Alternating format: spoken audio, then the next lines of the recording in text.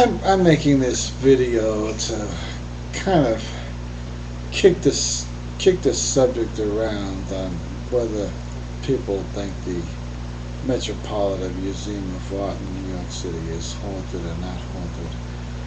I thought maybe some other people may have seen strange things, or heard strange things.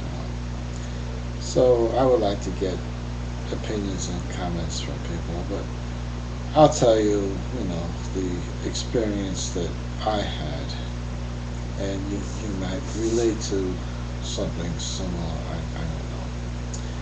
Anyway, when I started working at the Metropolitan Museum of Art, I ran into a few people that swore up and down that the place was haunted,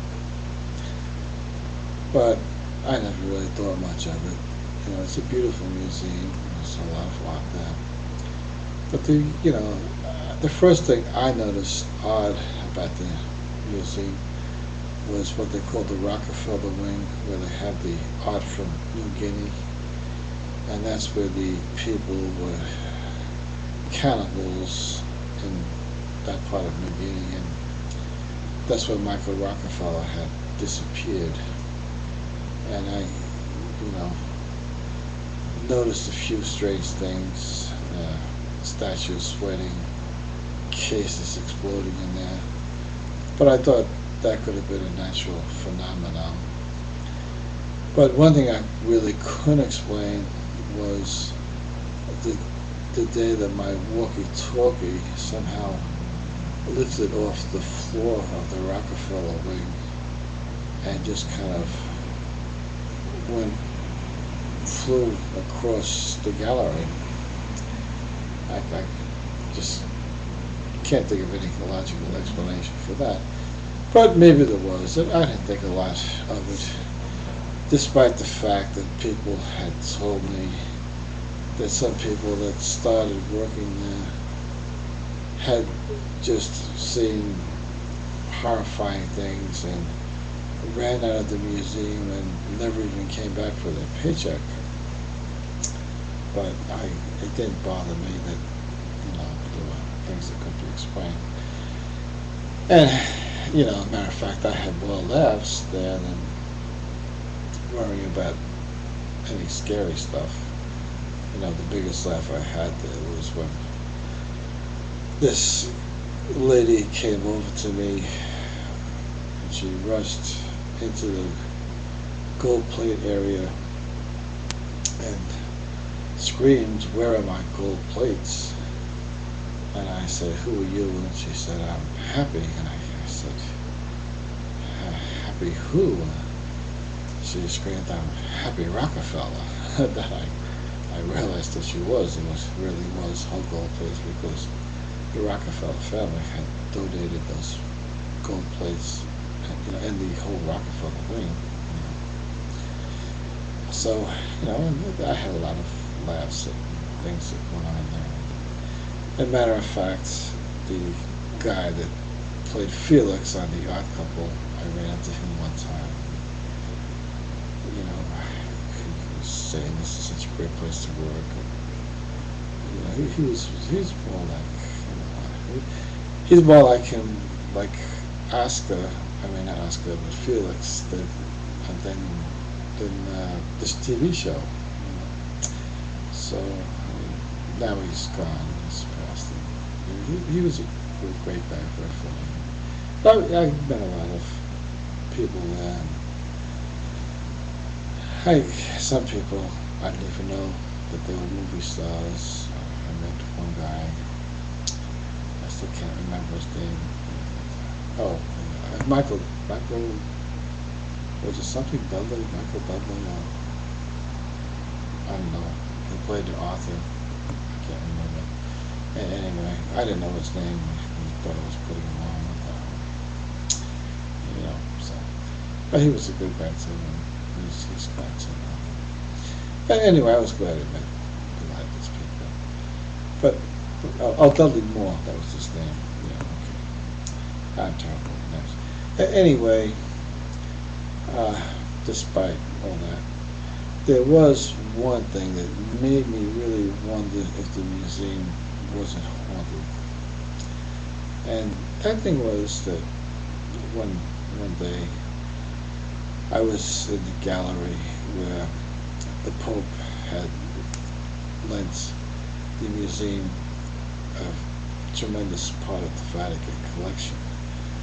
And one of the things that was the artifacts of the pieces of the cross that Christ had carried in Calvary. And I wasn't even aware that there was any of the original cross left, but obviously there was, and the museum was very excited about getting that. So anyway, as you can imagine, the security was phenomenal for that, because it would be hard to explain to the Pope if it disappeared somehow, of course.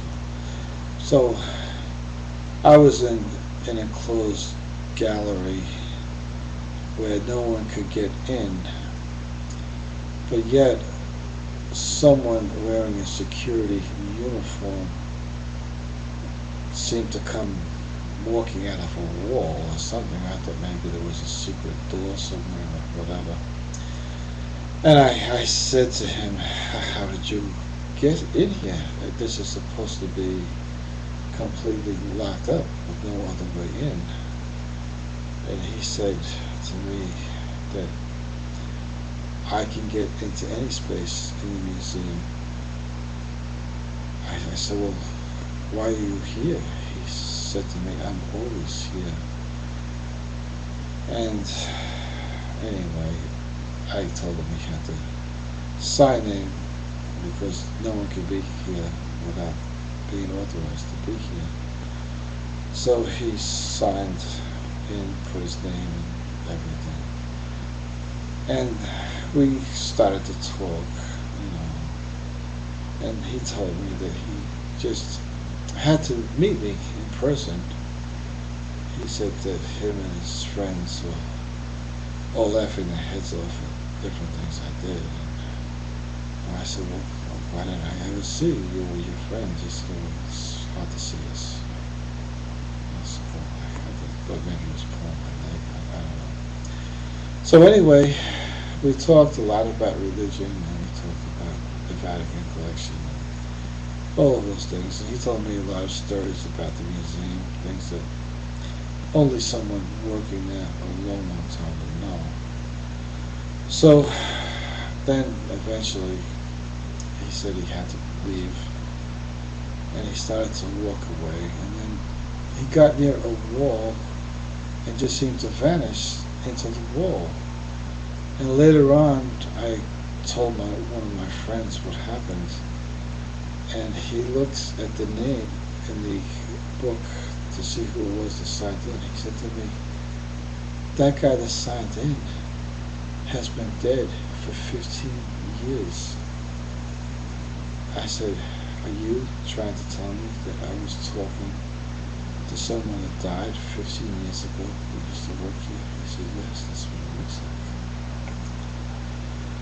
So that's when I kind of started to wonder, and that's when it kind of made sense to me that he said that him and his friends had been finding me very entertaining, but yet it was hard for me to see them because I guess they were obviously some kind of ghost of the past that worked there. I guess they loved their job so much they just didn't want to leave even after they were dead. I don't know. So anyway, it's hard not to believe that the museum is haunted. But if it is haunted, at least this one guy in particular seemed like a fairly friendly ghost. Anyway, I think what you may, but thank you.